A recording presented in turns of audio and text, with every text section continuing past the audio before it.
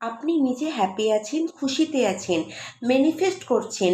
আর কোথাও না কোথাও ইউনিভার্সের ওপর বিশ্বাস আপনার অনেক বেশি চলে এসেছে। আপনার মধ্যে ধৈর্য অনেক বেশি চলে এসেছে। কিন্তু কখনো কখনো আপনি ডিপ্রেস হয়ে যান, একাই কেঁদে ফেলেন, রাতে কোনো কথা নিয়ে বেশি চিন্তা করেন, রাতটা আপনার খারাপ হয়ে যায় ওভার থিঙ্কিংয়ের জন্য। ওভার থিঙ্কিং আপনি এই কারণে করেন, আপনার পার্টনার আপনাকে কেন ছেড়ে চলে গেলেন।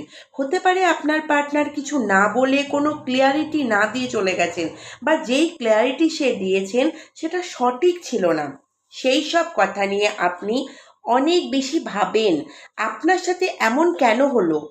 এসব কিছু আপনার মধ্যে অনেক বেশি দেখা যাচ্ছে। যদিও আপনাদের রিলেশনশিপ অনেক সুন্দর ছিল, আপনি এই সম্পর্কের জন্য অনেক এফোর্ট দিয়েছেন, এই সম্পর্ক তৈরি করার জন্য আপনি অনেক এফোর্ট দিয়েছেন, তো আপনার মধ্যে এই এনার্জি দেখা যাচ্ছে।